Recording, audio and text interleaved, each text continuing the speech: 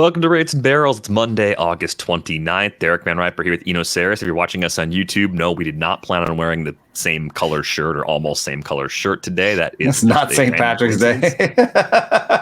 Yeah, I got a little more. Mine's a little more teal, I guess. I don't know. Just grab the long sleeve. Repping Pure Project here. Ah, very nice. I just have I think most of my shirts are beer shirts.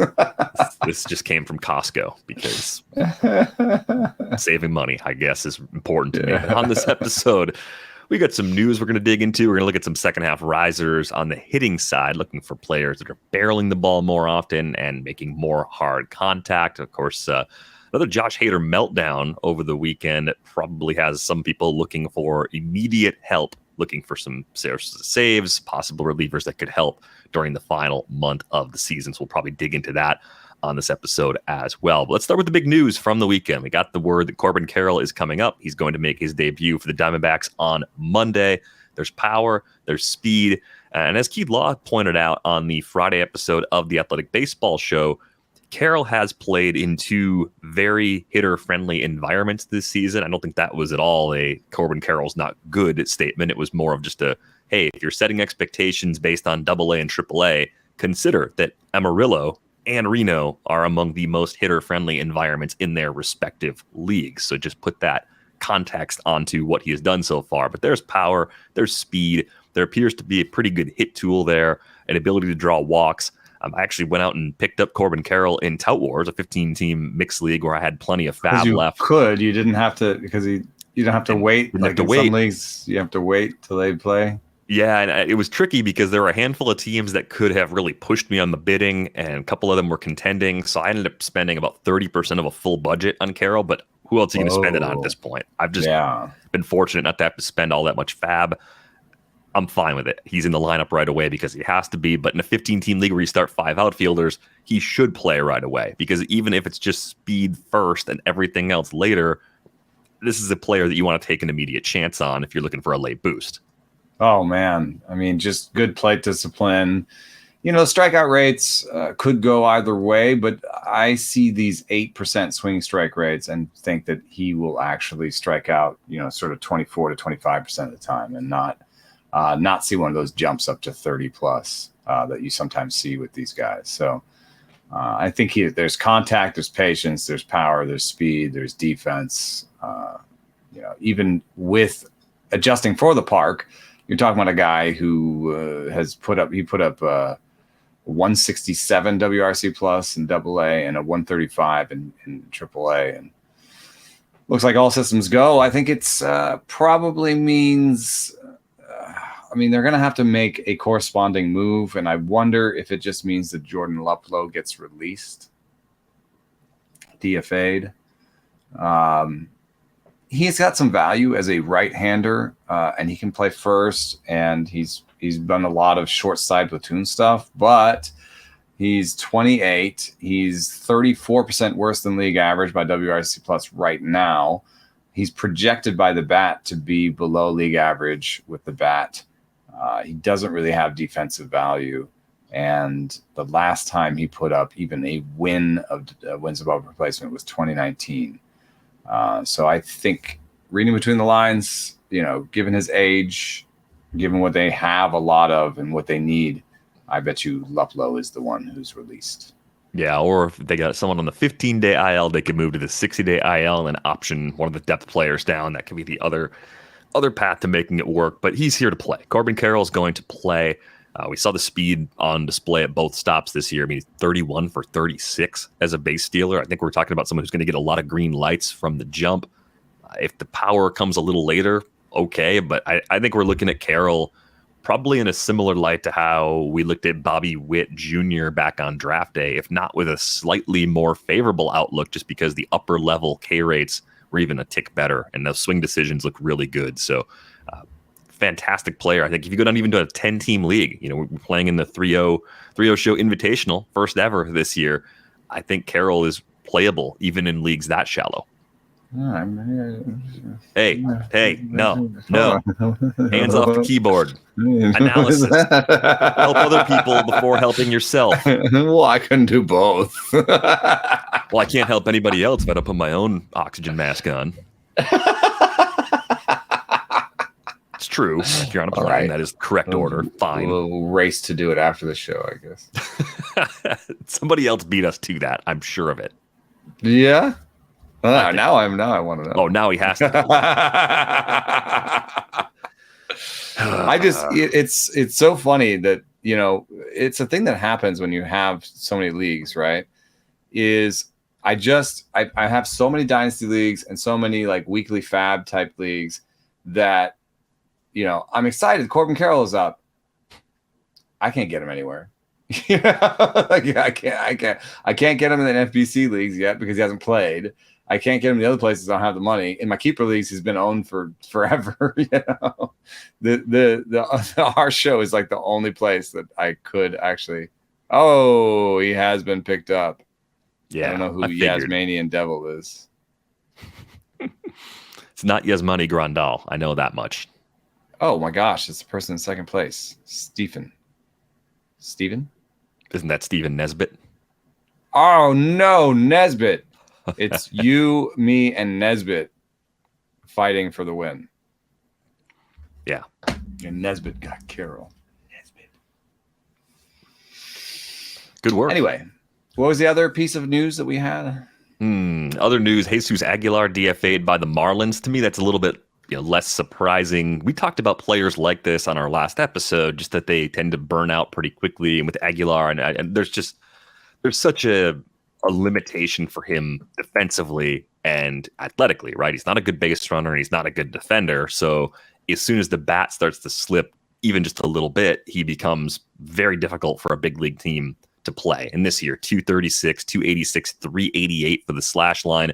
K rate at 23.2% was the highest it's been since 2018. It's matched up with an O-swing percentage that went up. It just kind of seems like it's just the end of the road for Aguilar. The kind of guy that maybe gets an NRI to spring training from someone next year, but is a long shot to become a regular player again. Yeah, as a righty, I wonder if he gets picked up by. He can't get picked up and then be played in the playoffs, right? The deadline for that is the end of August, so I guess he'd have to be picked up in the next 48 hours or so. But I mean, he's been on. He could. I think he was released just on Saturday, so yeah, it could be in the works that somebody might pick him up as just a short side platoon DH, right? Yeah, like hoping for an Albert Pujols-ian situation, where it's just a guy who comes in and hits homers off of lefties. So I think he might have some value in the short term that way, but to fantasy players and to baseball in general, probably not a super amount of value. I mean, he's put up one win in the last 4 seasons combined. Yeah, probably mono leagues only at this point for Aguilar. I don't even. Yeah, maybe. But I did think it was worth bringing up because there's some movement in the depth charts there, and I wonder what the long-term play is, because Lewin Diaz is an interesting player in some regards. He's got the opportunity to pair decent contact rates with decent power. He just hasn't done that in the major leagues. He's either had decent bad ball quality with bad strikeout rates, or, I mean, that's basically what he's done so far. And he himself has not been a league average bat, and the bat X projects him to be 25% worse than league average. So let's say Lewin Diaz doesn't work. That's what I'm saying. Let's say Lewin Diaz doesn't work out. Garrett Cooper's not really a long-term situation. That might be an opportunity here because they are developing outfielders, and they had these players that head up in Peyton Burdick and Charles LeBlanc. What if Brian Anderson becomes their first baseman? Could do that. Is he good enough, though? Is he a good enough hitter at this point that you want to use him in that way? Soler at first? Has anyone ever tried that? I don't remember him ever playing first base. Me neither. Avisail Garcia to first base. You already got him on a long-term deal.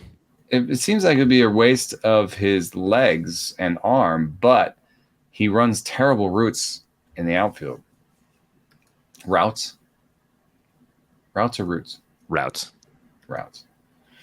He runs terrible routes in the outfield. So maybe he could be the first baseman. I don't know. It seems like first base is open, and that might be interesting to a guy like Burdick or LeBlanc, who right now is not in the starting rotation of not a starter. But maybe it doesn't matter because Charles LeBlanc, I think I was looking at his numbers. There's not really one thing that leaps off the page for him being to this argument that he's good. I think most of what he's done this year has been driven by batting average and balls in play. And in the past, he's had multiple stops in the minor leagues where he was either league average or worse than league average by WRC plus. And then in this year is his best year in the minor leagues, and he has a 396 BABIP. And otherwise, I don't see that much change in the hood. A little bit more power. So maybe it's the power that makes the difference. And if he does have better power than his projections, it's a right-hander who's 26, but he's an infielder. Do you like anything about him or Peyton Burdick, who's another one of these pop-up guys, 25-year-old right-hander outfielder, not floated as much by BABIP, and also seemingly coming with a lot of flaws. Yeah, I mean, I think of the options, I think Diaz is still the most interesting. It's strange that he hasn't been able to put it all together against big league pitching yet, but at the same time, it's a tough adjustment. And the quality of the contact at AAA in the past has been pretty good. It's above a 30% hard hit rate each of the last two seasons, almost 40 home runs combined last season plus this season in about a full season's worth of games. 9% barrel rate for his career. Yeah, that to me, that's worth taking a chance on. I don't, with Burdick and LeBlanc, I see more like up and down type guys. I don't necessarily see an obvious, this is the guy that you want to play a lot long term. I would agree with you. LeBlanc, it seems like, just got off to a hot streak to begin his big league career, and that's sort of made people think that there's something there that might not actually be there with him. So this is an interesting opportunity for Diaz. I wonder if this is it, if it's a 1 month or 5.5 week audition for him to really carve out the role for next year. First base is an easy spot to fill, relatively speaking, in free agency. You can go out and get somebody else on the relative cheap because players tend to get non-tendered if they're year 2 of arbitration and can only play first base, and if they come off a down year, so there's opportunity there. I don't know. I think with Diaz, it's like 15-team mixed leagues for now would be the deepest or the most shallow league I can think about it. In draft and holds, and I can't play him. Yeah, and even that I think is probably a short-term stretch. So they're in a weird spot. Good luck to that organization, man. It's they just seem to have a hard time pumping out major leaguers, and part of it, I think, I don't know if it's the new team, the new regime, or the old regime, but they don't seem to care that much about strikeout rate. Like they acquire guys left and right with large strikeout rates, and then they've had a lot of busts at the major league level where the strikeout rates seem really relevant, and even their best prospect right now that's up and playing okay is JJ Bleday, and he strikes out too much. It's like maybe there needs to be some sort of reevaluation about the strikeout rate in the minor leagues for Florida. Yeah, that could help. I think this is a strange team, and I think, as I've mentioned before, with Gary Denbo and their former scouting director out, with Jeter out, it's a crossroads. It's a big opportunity for change, and I'm interested to see what Kim Ng does to fill those spots and how things could possibly go in a new direction right now. A trade still makes a lot of sense. They still have that stockpile of pitching from the trade deadline. They didn't move, so I would imagine they'll be very active over the course of the winter. Let's move on to some second half barrel and hard hit rate surgers. You were doing some leaderboard surfing and searching this morning, and you found some players that are starting to make higher quality contact over the past month or so compared to what was happening earlier this season. So who did you turn up? Well, there's some sort of season reclamation projects going on where JT Realmuto's power was down a little bit in the first half, and he had a 7% barrel rate. He now has had a 13% barrel rate in August, and he's the number one surger I think that's a little bit sort of just getting back to where he had been in his career, and I think that describes also somebody like Jesse Winker, who has the 7th biggest surge. His barrel rate has me thinking that he can at least be like a 250, 25 homer guy in Seattle still. And I think that makes him an interesting pickup. If you haven't had your trade deadline yet, it could be somebody that could get you some power that might be available. And then Max Muncy, who had the 9th biggest surge, and Brian Reynolds, who had the 10th biggest surge. I think they qualify as those guys, where it's just, it's interesting to me because barrel rate is supposed to be predictive in small samples, but that means a couple things, right? It's like, what happens when they change? They can change, right? So like it's predictive, but it can change it. So Brian Reynolds, one of the reasons we were worried about him early on was that his first half barrel rate, 6%, was pretty awful. And in August, it's been 10%, and that's a little bit better. And that's the story of Brian Reynolds. I even went and talked to Brian Reynolds about this, and I said, "Have you changed anything?" He said, "No." I said, "What happened?" And he said, "It's just baseball, man."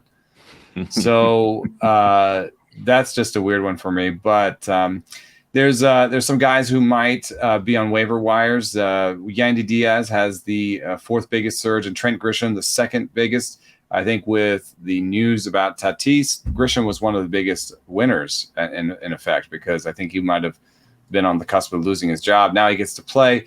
He's not helping your batting average right now, but he has been hitting barrels. He's been hitting homers, and he's been a league average bat overall in the second half. So, if he's available, I think he's the type of guy where your batting average is set 5 months into the season. Maybe you can pick up a Grisham just for the homers and steals, and maybe it won't affect your batting average that much. The other guy was Yandy Diaz, who had the 4th biggest surge. And, he goes from a 3% barrel rate to an 8% barrel rate. And that's meaningful because a 3% barrel rate means, oh, God, this guy's going to hit like 10 homers this year. But an 8% barrel rate is more like, 18 homers, maybe even, 19, 20, So, and he's a guy who always hit for average. So Yandy Diaz is a good short-term pickup, I think. Yeah, I'm looking back over Yandy's career numbers. And last season finished with a 7% barrel rate. We've seen numbers as low as 4.4%. I guess even lower than that if you want to look at partial seasons, because he's had a couple up and down seasons at the beginning of his career. His career rate is 5.9%. I think I still believe he's more that guy than anybody else, because he's hit the ball hard for a long time without hitting the ball in the air. That's just a combination of skills that he seems to have locked in, and we're not seeing a big fluctuation in ground ball rate this season. He's improved slightly from last year, but we're talking from 51.8% to 49.9%. That's ouch. It's not really moving much for me. So I like him just because the team's good and he plays a little more than you think. So the counting stats end up being pretty solid. But I think what you see is what you get with Yandy Diaz at this point. I still think we need to see a bigger shift for me to believe it's more than something within his normal range of production, his normal variance in barrel rate. Yeah. Then we have, I think Rowdy Tellez being on this list is really interesting to me. There's a really funny thing that happens after the top 10, where you've got Paul Goldschmidt as one of the biggest barrel risers from 11 to 15% on Fangraphs. So, but then, interesting to me is also Rowdy Tellez. Going from a 13% barrel rate in the first half to a 16% barrel rate in the second half in August. 9 barrels in August of 114 max EV. His hard hit rate went from 45% to 53%, so he's on that list as well.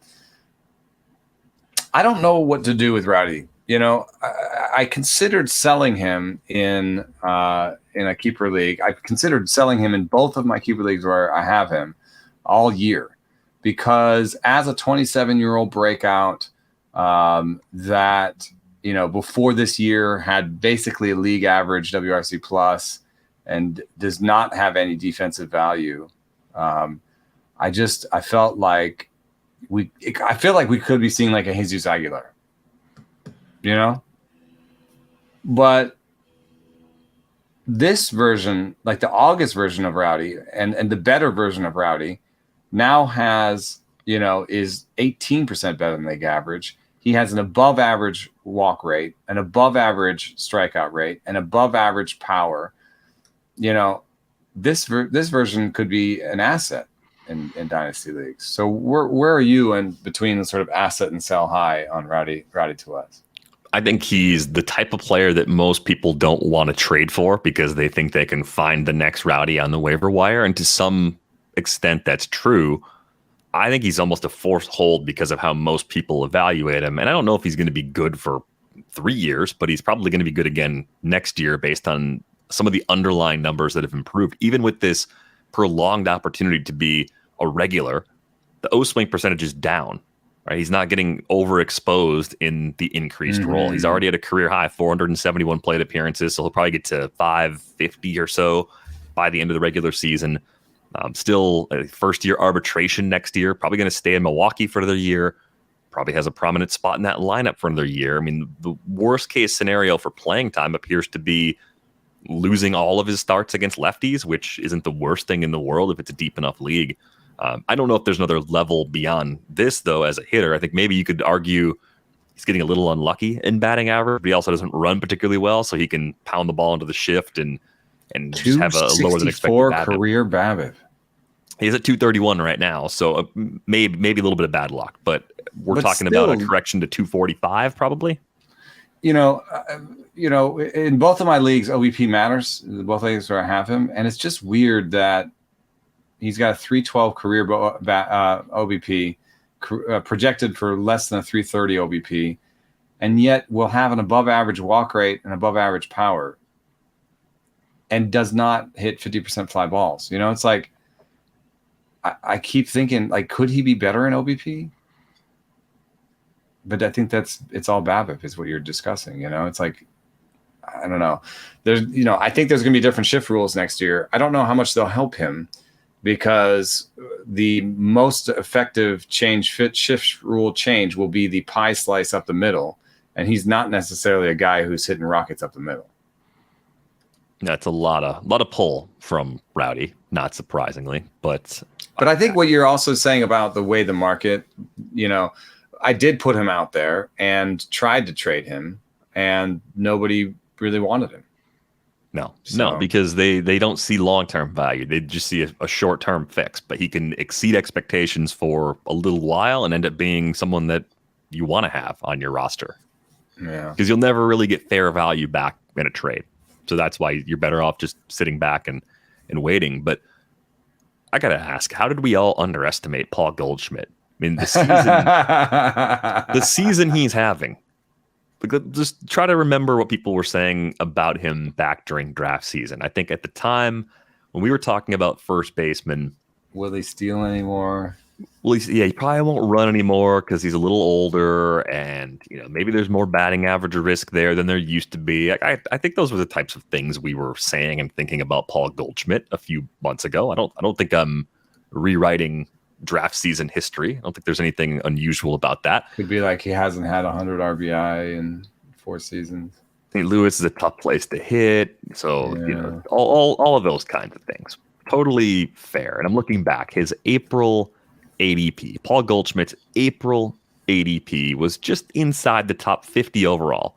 Jeez. So the decision that you were making in most leagues, Matt Olson was just gone, so he wasn't part of this. It was Pete Alonso versus Goldschmidt, and if you wanted to wait, you could say, well, maybe Jose Abreu's basically the same player. He's available 30, 35 picks later than Goldschmidt, so I'm just going to pass on Goldschmidt because I don't see a special player in that spot. Or you've thought that the next wave behind that, Muncy, Hoskins, Crone, Walsh, Mountcastle, those guys were close enough to Goldschmidt that you wouldn't spend a 4th round or a late 3rd round pick on an old player with, possible further decline on the horizon. And now he's performed like a first rounder. He's the 2nd most valuable hitter in the pool this season, behind only Aaron Judge.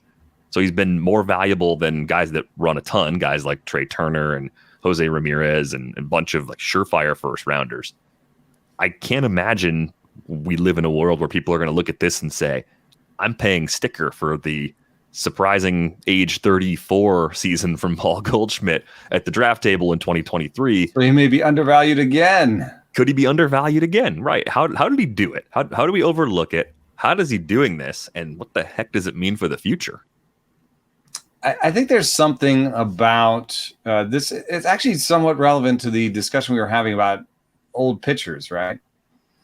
On a recent Rates and Barrels, where I think there are different aging curves for superstars. And so you need to make that delineation more when you're talking about age.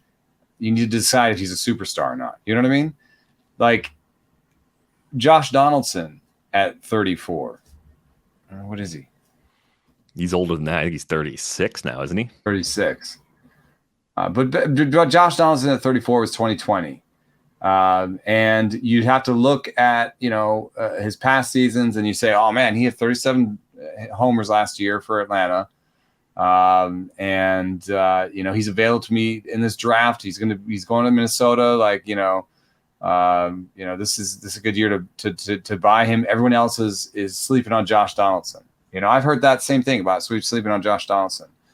But I think that the shape of his career is not one where you can say this is necessarily a superstar that's going to age well, because at that point he'd had 5 good seasons, but he was also a late bloomer. And we've seen some sort of reduction in power already happening in the barrel rates and stuff, before his good year in Atlanta. Anyway, I just think that he's interesting. Verlander's interesting. It's like you're looking at a guy who's old, yes, and you have to decide if he's going to age like a superstar or not. And I think generally it makes more sense to be a year early than a year late, and not draft Josh Donaldson in 2019. But also, I think Paul Goldschmidt is a better hitter than Josh Donaldson was. Although WRC Plus does not bear it out. Well, the other factor is health, too. Goldschmidt's been remarkably durable for his entire career. I mean, he's Donaldson was already having Nixon cuts and barely missed time. And just, it's funny now. Like, easy to see it now. But 2017, 36 homers. 2018, 33. 2019, 34. Shortened season 2020. 2021, 31 homers. He had 4 consecutive 30-plus homer seasons. The lowest average he hit for any of those seasons was 260. And he hit 290 or above in 3 out of the 4. What the hell were we all looking at with Paul Goldschmidt? It was we were looking so much at the age column that we overlooked everything else about him. Doesn't make any sense. Like I just think it's I think if we want to take something away, it's like if a guy has had good solid health for a long time and good solid production for a long time, age becomes a little bit less meaningful. I think that does help you even with pitching, where sometimes you're just like, okay, Charlie Morton's not having a great year, right?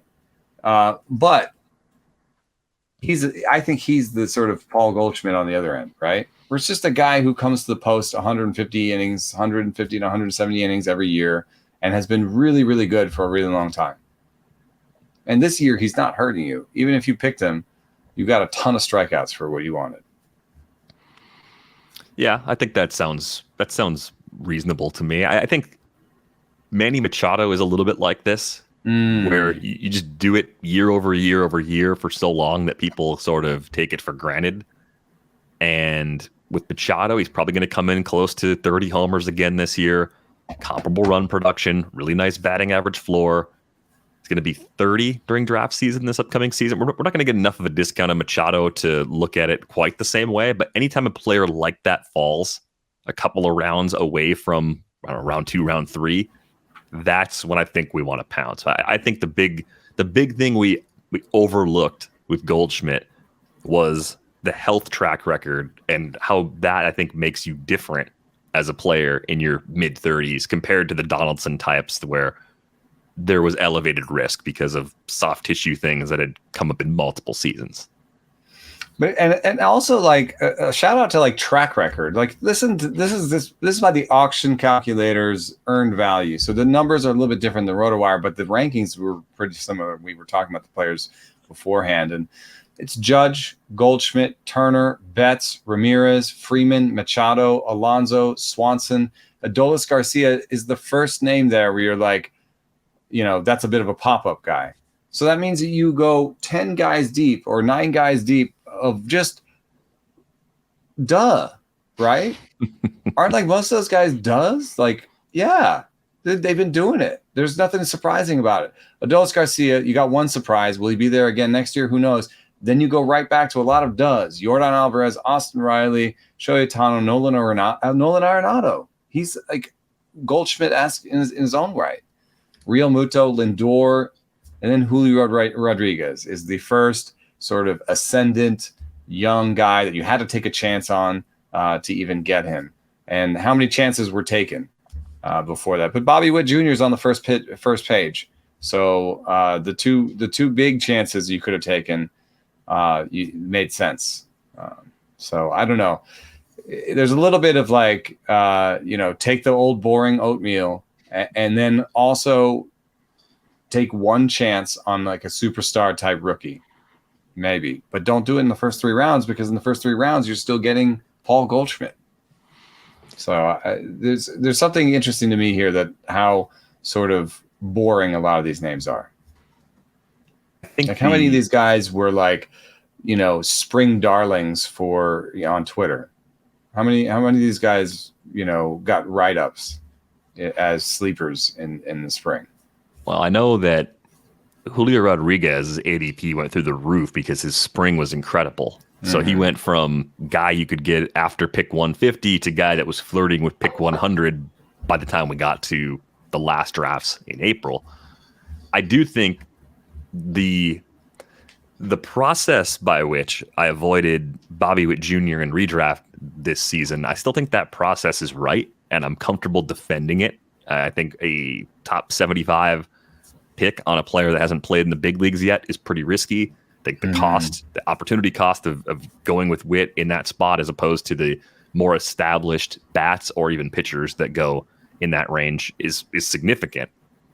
I think with Rodriguez, that early discount was so good. It's obviously proven to be better than anyone could have expected. Sometimes you get a Spencer Torkelson, or sometimes you get a Dylan Carlson or a Jared Kelenic, right? Those players all were going sometime around pick 125 to 150, if not even later. I think Torkelson was well outside the top 200.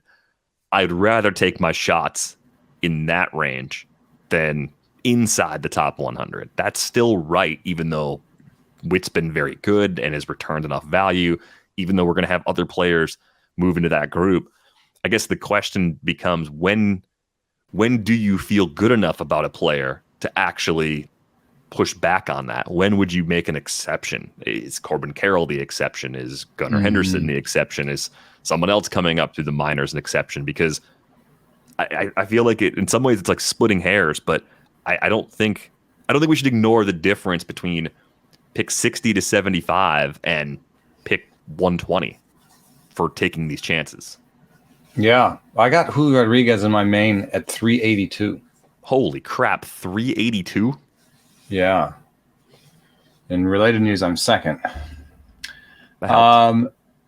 So I love it, because there I took him over David Peralta, Abraham Toro, MJ Melendez, and Nick Lodolo.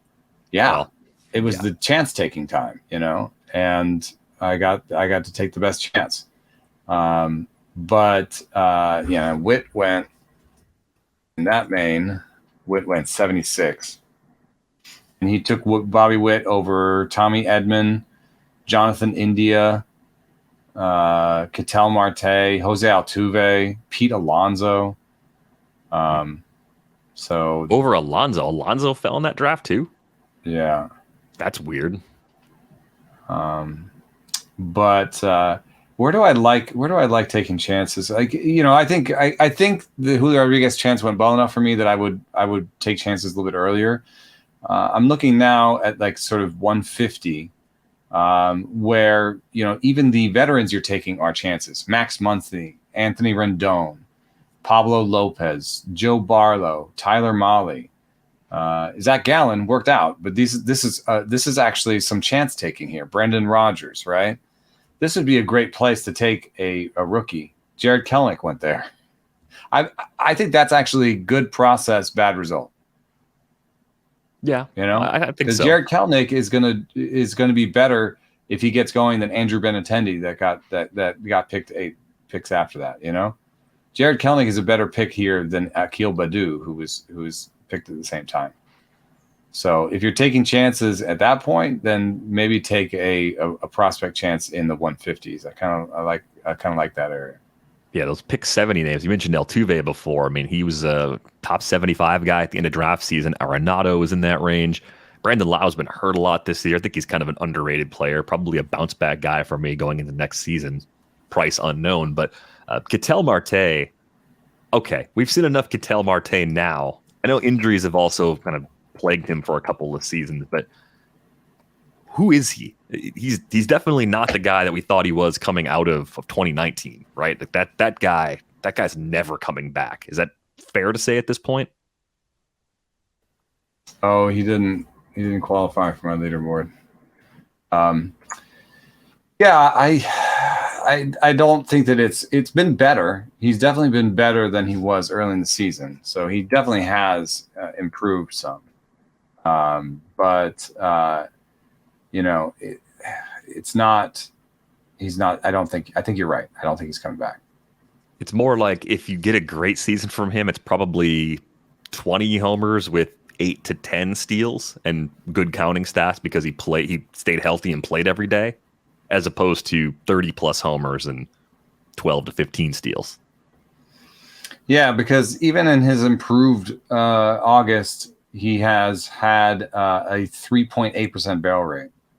So, there's a little bit, who there's a little bit of in him? Yandy Diaz. No, that's not good. No, maybe that's not fair. He puts the ball in the air a little more 50%. often. Yeah, he's a little bit more than that. But in some ways, he's like a guy who hits the ball hard, has good plate decisions, and is just not going to be a power threat like he was. He might fall quite a bit. Doesn't steal bases either. But I think he might be a sneaky value play next year, because I think he'll drop a lot off of this. And my projection for him next year would probably be 275 with 15 homers and 5 steals. And if he drops enough, that's like what that is actually? That's a league average line in fantasy. So that's what you're likely to get, with the possibility of getting a little more, but still not going to be also probably going to cost you less than league average, right? In terms of when you draft him. Yeah. If he's going around pick 150, that range, 150, 175, I could see it. Yeah. So I think that's interesting. Another thing that was interesting that I was poking around on the auction calculator and looking at my main and see who's the winner in my main. Listen, first baseman on the top page of the auction calculator earned value this year: Goldschmidt, Freeman, Crone, and Olsen, and Alonso. I think that's interesting because then here's the shortstops: Turner, Swanson, Lindor, and Witt. Yeah, there were more surprises at shortstop, relatively speaking. Like bad surprises? Because this is not wasn't everyone saying it's a golden age of shortstop? There's so many shortstops, and what are you going to do in shortstop? The guy in my main has Jorge Mateo. He's had Jorge Mateo at shortstop all year. And he has Vlad and Crone. And he's winning. So I just found that interesting. He seemed to have invested a little bit more in first base and outfield than he did at shortstop. Well, some of the disappointments at shortstop, it's all relative. Bo Bichette being just over $20, Xander Bogaerts being just over 20 through the season. You're expecting 30 plus. That didn't that didn't ruin you, but it's disappointing nonetheless. Story has underperformed. Jess Chisholm, because of the injury, was on track, but then lost a bunch of time. Seager's been mediocre-ish for his cost. I think he ends up being profitable though, because he's $26. That's tied for 5th among shortstops. That's without really running much too, man. But it has been a different shape season. Correa's missed a lot of time. He's at 11. Tim Anderson down at 9. He's missed a lot of time. Jorge Polanco is at 12. Glaber has been okay as a bounce back, but not all the way back to previous levels. So yeah, that position's been not as great, not quite as deep as we all expected. Yeah. On the other hand, he got Jorge Mateo, in the way late in the draft, and he's been a top 10-ish, 11. When there's a lot of something, at the top of a draft or whatever, it has a double meaning. If there's a lot of something at the top of the draft, that means there's a lot of quality there. And there is a lot of quality there. Even if you took the shortstop moniker off of these players, Turner, Swanson, Lindor, Witt, all those guys, just great batting lines. I just called Seager mediocre, and he's hit 28 dongs. So there's a lot of quality at the top. But that also means is you could punt it and get a good shortstop, because all of the shortstops are good. You know what I mean? Well, the thing about the shortstop pool, I think we talked about this on the shortstop preview back in February or March. Most teams don't mix and match at shortstop. So they play someone every single day, and usually it's one of your best players. So the core skills across the board are at least solid, but probably all close to above average. Most of those players also run. There's a handful of exceptions that we've talked about.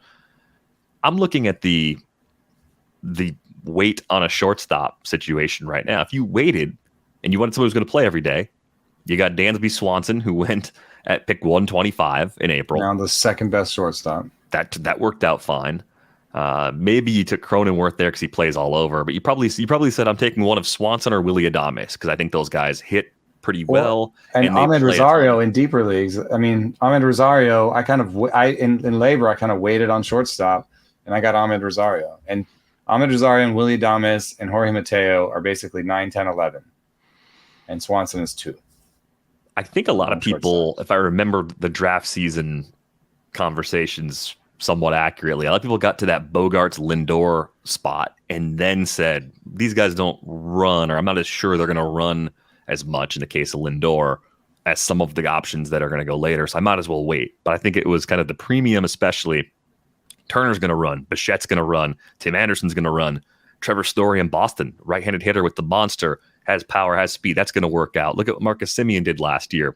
Those top 5 guys, I think, were commanding a little more consistency because of stolen bases. Semien did push his way back up with a good work. He's now the number 1 second baseman according to Fangraphs. Yeah, I mean, I think we could probably look at him and say over under what he's hitting right now, 238 for next season. We'd probably both take the over on a 238 for 2023, wouldn't we? Yeah, I would. Is this true for you on your calculator as it is on the auction calculator? Because this is another way. So second base is a very differently shaped situation where you don't have as much quality at the top, right? And however, the best second baseman, Marcus Semien, would rank as the 5th best shortstop by the auction calculator. Is that true for you too? Semien is tied for 5th among shortstops, and he's the best second baseman on this calculator. So similar. The dollar signs are a little bit different for these two things we figured out, but in terms of rank, that's true. So do you understand what I'm talking about? Is like invest at the top in a shortstop, then you get more value. I don't think it's one to punt. Well, but at the same time, if you do punt, you do get an everyday player, and Jeremy Pena, Nico Horner, Jorge Mateo, Tyro Strada, there's a lot of depth there. I think it's a fascinating position to have a strategy around. It seems to me like this guy who's winning Maine had a punt shortstop strategy. And maybe it was even just targeting other things because of shortstop's depth. And then that's what I mean. That's what I mean. Not like punt. Someone, he doesn't have a shortstop. A lot of this depends on your draft position and what you think is going to happen. If some kind of surprise happened and Bo Bichette was there, if the person you're talking about was drafting, let's say they had an early draft position, right? 15-team league, early in the round. We know that Bo Bichette was usually gone before the last pick of round 2 of a 15-team league. If Bo Bichette had been there, perhaps that person would have said, oh, I'm in. But this is the unexpected gift. A couple things got shifted. People pushed up pitching. People pushed up something else. Bo's here. I'm taking Bo. And then all of a sudden that whole plan is completely different. And I think that's such an important part of playing fantasy, of building rosters, is taking what's happening in the moment, reacting appropriately, and then being sure that you're able to build around something that you didn't expect to have. Like we talk about decision trees all winter long. This is what I think is going to happen. This is what I want to do.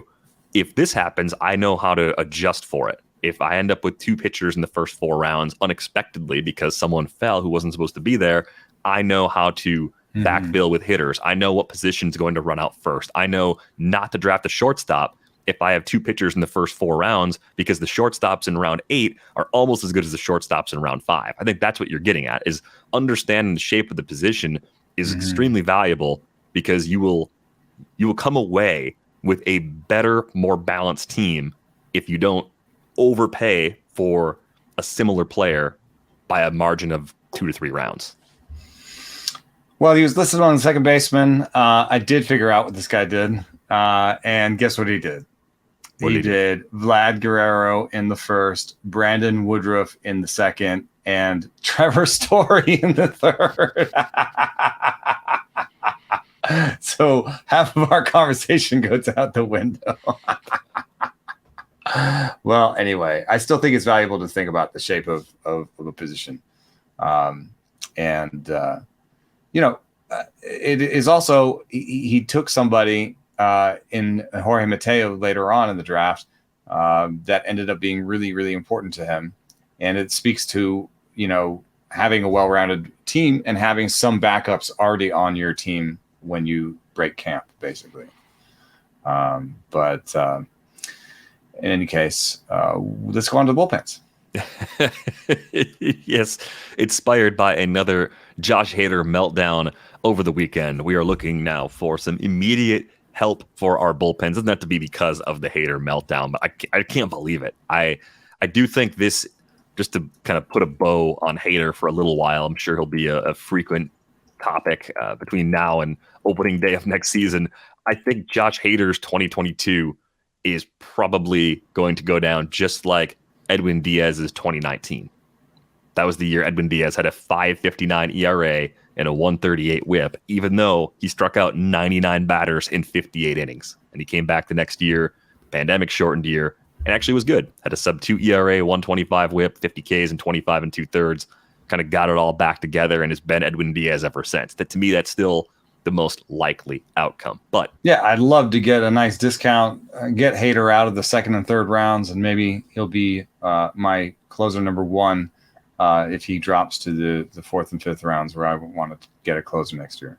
If you want that to happen, draft as soon as you possibly can, before people get time to think about it and before he gets to go through spring training and look like himself again and fix the release point and all those. I mean, that's the best. He's in the midst of trying to fix the release point. If you watch the release point graph, he's trying to get it back down again. So he knows that's an issue. There could always be some underlying health issue that led this release point to go up. And that's scary. But I think it's just the same amount of scary, basically, as any other relief pitcher, in that he doesn't have good command and he has inconsistent health. That's true of even the most elite relievers, which is why I'm never taking one in the second round. But that's neither here nor there. I think he'll get it together again, for this season. and I think he'll be closing games again this season, because if you just think about the acquisition cost, what he meant to pick up, and the alternatives. I mean, Nick Martinez is fine, but he's not really like the closer you want in October. Yeah, I don't think so. They'd rather Hader got it right, and they need to get it right. So I think Hader will be closing again. But late season bullpen help. Who has stood out to you just in terms of opportunity, in terms of actual results, and in terms of the model who's starting to pop with a chance to move into a more prominent role? There's an interesting thing going on in Anaheim right now, where Jimmy Hergé. Not sure, actually. I have to look that one up. Herget? I'm guessing it's Hergé. He does not have good numbers in the model necessarily. 90 stuff, 97 location. Then Quijada, I think, is the other guy. Jose Quijada, 98 stuff plus, 101 location, 98 pitching. That's a pretty bad group to have as your potential closers. And I don't even have like a dark horse for you, because Tepera in the past has had good stuff, but this year he does not. 93 stuff plus. So I've been just watching it, and I went and got some Hergé shares just because he's been succeeding in 2-inning stints. And I could see the stuff ticking up a little bit if he goes to 1-inning stints. It's just the sort of the rule of the relationship between quality and quantity. And then he's just been having the best results when it comes to K-BB.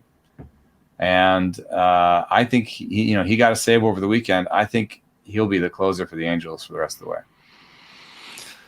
I just think that team is so terrible that it doesn't really matter. No, dude, it does matter. There's like saves will win or lose me a league this year for sure. I've got a couple places where I was like, oh my god, it's all about saves for the last 4 weeks.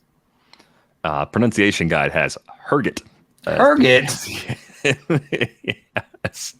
All right, Herget. I guess. Not gonna lie, I've been really steering clear of Angels games, and if it's like Ohtani pitching day, as soon as Ohtani's done pitching, I'm on to the next game. I think actually he closed an Ohtani game. That's what I saw him. But I just bailed. I'm not hanging around. Even once Ohtani was out of the game, you were out. Well, as soon as Ohtani's done pitching, I'm like, see ya. There's something else on. Yeah. The model really does like John Schreiber, but it also likes Whitlock. So that is just one where I think Schreiber might, get a couple saves in Boston, but not necessarily be the outright closer. And Tanner Houck is on his way back with a model that really likes him too. So they have a really good bullpen, and it's more like the Mariners problem where, there's a bunch of good bullpen guys. Some of them are going to get saves, and nobody's going to really emerge. I think Rafael Montero is safe-ish with Presley out. I think he's kind of the closer. I'd heard that he might be basically the sole option when Presley went down earlier in the season. So I assume that's going to be the case again. Model doesn't like Alexis Diaz, but we have a model we're testing where we change things, and that one does like Alexis Diaz, and he has a very unique collection of pitches because his fastball looks like his brother's minus 10 horizontal movement. So there's almost nobody who throws a fastball like Alexis Diaz. However, Hunter Strickland, he throws a fastball that every other pitcher has ever thrown, and his fastball is awful by Stuff Plus and just gets blown to pieces. So Alexis Diaz is definitely my favorite there. And then I take AJ Puck in Oakland because he's the only reliever in Oakland that my model likes. Yeah, Brandon Hughes, I think, in Chicago with the Cubs is pretty interesting. They're mixing and matching a lot right now, though, and as another team that isn't very good, those opportunities might be a little lighter than you'd like them to be. I'm curious if the model is in on Jose Leclerc now that he's healthy again, because if you think about Jonathan Hernandez, Leclerc, and eventually a healthy Joe Barlow, that's a good trio of relievers. It's just a bit of a headache for us if all three of those guys are in the mix for saves. Yeah, 112 stuff plus for Leclerc, 106 for Hernandez, and we've always known that Joe Barlow is a model darling with a 127 stuff plus. So, it's just blisters for Barlow. So I just don't know. I feel like he could just figure the blister out and be back up again, right? Like how much? It's not like he needs an extensive rehab process. He's a reliever, and I don't know. I just struggle with how big a deal a blister problem is. You know what I mean? Like, I know it can be for him, but like at some point he's going to figure it out, right? He's going to be back up and he's going to be closing. So that's how I see it. Yeah. But in the meantime, Leclerc should do well. Andres Munoz still getting a few chances for the Mariners too. They use a lot of Seawald, but it's not just Seawald's job. There at least seems to be a clear backup sort of option there. We talked about Munoz as someone that you might want to add in a keeper or dynasty league where available, because he could emerge to be an elite of the elite sort of closer. It would not be surprising if that's the path he goes down. It just kind of comes down to whether or not the Mariners stick with the committee in the long run, but they seem to flirt with at least having a chair of their committee, and Munoz could be the next person to take that job once Seawald eventually either moves on or something just changes in the pecking order there. There is one name that I think that it looks like a collection of of guys that'll get outs and some saves, and they're going to mix it around. But I actually like Pete Fairbanks the best out of any of the Rays. Jason Adam has good stuff numbers and has good results, but they just haven't seemed to trust him all the way for saves. Pete Fairbanks has the best stuff of his career right now. He's got the most ride on his fastball, the most drop on his curveball, I think the most velo, or some of the best velo of his career. And the Rays are actually tied the second most back-to-back-to-backs in baseball in their bullpen. I'm not suggesting that Pete Fairbanks is going to go back-to-back-to-back because he has bad health history, and they're probably going to be careful with him. But I do think they'll use him back-to-back, and if they're going to use him back-to-back, then he can be the primary closer. So I think Pete Fairbanks is in the middle of emerging as their primary closer. Hopefully a few names that can help in leagues where you're scrambling, either because of Hader struggling right now or otherwise. I think if you can, Hader's a stash, by the way. I don't know if we've clarified that before. Even if you don't want to use him in your active lineup, I don't think you necessarily want to cut him, even though in some cases you might have to consider. And I'm not going hard on Nick Martinez because he's getting saves right now. I don't. The Hughes Wick one we glossed over a little bit. It's interesting. Wick has better stuff. But I think I agree with you that they're kind of they're showcasing, trying out, they're developing. I think they want to see maybe if Hughes can be their closer next year, or they want to see what the results look like. I would assume that's almost a 50-50 split going forward. Yeah, I think he had a blown save on Friday, and there was a point where he got up on Sunday to possibly pitch early in that game and then didn't against the Brewers. But anyway, I think the most well-rounded skills in that bullpen probably do belong to Brandon Hughes. So that could actually make him the most stable option if they're looking for one person to take over that job for next year. It seems like a weird spot for them to spend money in free agency. They need impact. They don't just need relievers right now. I assume they'll do the same thing they did this year, where they buy at the bottom of the reliever market with a bunch of one-year deals. Yep. I could definitely see them going down that road again. We are going to go, but before we go, a few reminders. You can get a subscription to The Athletic for $1 a month for the first 6 months at theathletic.com/rates and barrels. If you get a question for a future episode, rates and barrels at theathletic.com, or leave us a comment under this video on YouTube. Be sure to like this video and subscribe to our YouTube channel. If you're watching us on or listening to us on a platform that allows you to rate and review the podcast, we'd greatly appreciate it if you did that. On Twitter, you can find Eno at Enosaris. You can find me at Derek Van Riper. That's going to do it for this episode of Rates and Barrels. We're back with you on Thursday. Thanks for listening.